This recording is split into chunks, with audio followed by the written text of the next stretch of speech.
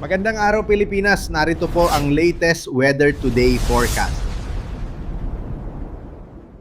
Si Bagyong Luis nga ay bahagyang bumilis ang pagkilos nito habang binabaybay ang karagatan silangang bahagi ng Isabela. At huli nga yang namataan dito sa may baybayin ng Maconacon, Isabela. May taglay na lakas ng hangin na maabot ng 45 kilometers per hour malapit sa sentro nito at pagbugso na maabot hanggang 60 kilometers per hour.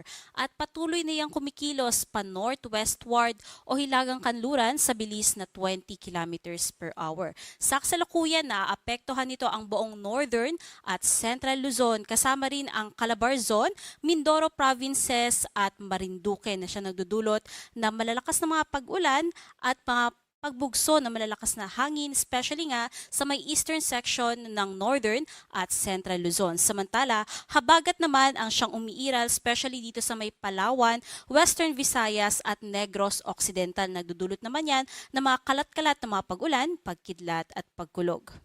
Meron na nga din tayong binabantayan na bagyo sa labas pa ng ating Philippine Area of Responsibility at may international name yan na Typhoon Dolphin. At huli yang namataan sa layong 2,610 kilometers east-northeast o silangan-hilangang-silangan ng extreme northern Luzon. May taglay yan na lakas ng hangin na maabot ng 150 kilometers per hour malapit sa sentro nito at pagbugso na umaabot hanggang 185 kilometers per hour. At sa kasalukuyan, kumikilos yan pa west-northwestward o kanluran, hilagang kanluran sa bilis na 15 kilometers per hour. Sa nakikita naman natin na senaryo dito sa bagyong si Dolphin, patuloy yan nakikilos pa west-northwestward at maaaring dumaan sa hilagang parte ng ating Philippine Area of Responsibility na kung saan hindi rin natin inaalis yung posibilidad na pumasok sa PAR, ngunit hindi naman natin nakikita na magkakaroon ito ng direktang epekto sa alinmang bahagi ng ating bansa hanggang sa dumaan pa sa northern parts ng Taiwan bago tuluyang maglandfall sa may silangang bahagi ng China. Bagamat wala ngayong direktang epekto sa atin, asahan nga natin na mas pag-iibayuhin at papalakasin nito itong ating hanging habagat na siyang makakaapekto sa mga susunod na araw kapag nalusaw na nga o tuluyang humina na nga si Luis. At dahil nga sa nakita nating senaryo, nadagdagan yung mga areas under wind signal number 1. Sa kasalukuyan, nakataas na ang wind signal number 1 sa may central and eastern portion ng Cagayan, including Babuyan Islands, Isabela, Quirino, maging dito sa may eastern and southern portions ng Apayao, eastern portion ng Kalinga, eastern portion ng Mountain Province, eastern portion ng Ifugao, at northern portion ng Aurora. Patuloy pa rin natin pinag-iingat yung ating mga kababayan sa peligrong dala nitong malalakas na hangin ni Luis. Base naman sa ating latest forecast track dahil nga sa inaasahang pagbilis nga ng pagkilos nitong si Bagyong Luis, inaasahan na posible na nga yung mag-close approach o landfall dito sa may area sa pagitan ng Cagayan at Isabela ngayong kinabukasan. Ina-expect natin na mapapanatili pa rin ito ang kategorya niyang tropical depression habang nagre-recurve o kumikilos pa northeastward papalayo sa kalupaan ng ating bansa. At posible nga yung bago makalabas ng ating PAR ay malusaw at maging isang low pressure area na nga lamang pagsapit ng Miyerkules.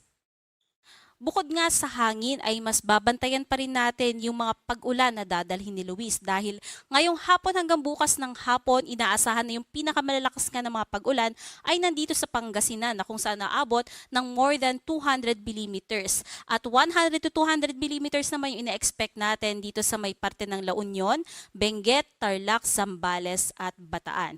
Again, yung mga areas o provinces na merong kulay ng orange at red, yan po yung mga areas na posibleng makaranas ng mga malawakang pagbaha at pagguho ng lupa. Kaya mag-iingat po yung ating mga kababayan dyan sa peligrong dala ng mga malalakas na mga pag-ulan gaya ng pagbaha at pagguho ng lupa. And aside from that, yung mga areas sa southern parts ng northern Luzon, including Ilocos Sur, Mountain Province, Ifugao, Isabela, Quirino at Nueva Vizcaya, nalalabing bahagi ng Central Luzon, including Metro Manila, maging sa may Cavite at Batangas, makararanas naman ng 50 to 100 millimeters. Huwag po nating isasawalang bahala yung ganitong dami ng mga pag-ulan dahil maaari na yung magdulot ng mga localized flooding and landslides, especially nga sa mga areas na merong very high to high susceptibility.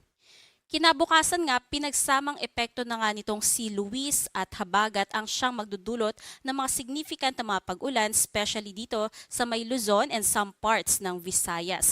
Pinakamalakas pa rin dito sa may La Union, Benguet, Pangasinan, Zambales, Tarlac at Bataan, dala nitong si Bagyong Luis, at dito naman sa may Occidental Mindoro, dala ng Habagat. At kapansin-pansin din yung pagbawas na nga ng mga significant na mga pag-ulan dito sa may Cordillera at Cagayan Valley.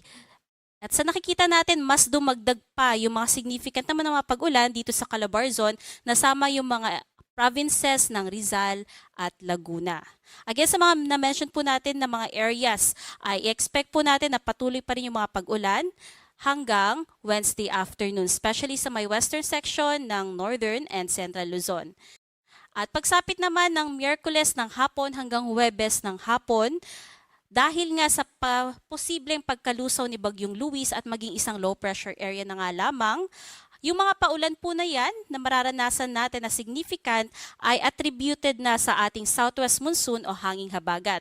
So yung mga areas pa rin mostly sa may western section ng Northern Luzon pababa hanggang sa Visayas, including yung mga provinces ng La Union, Benguet, Pangasinan, Zambales, Bataan, Cavite, Batangas, Occidental Mindoro at Antique.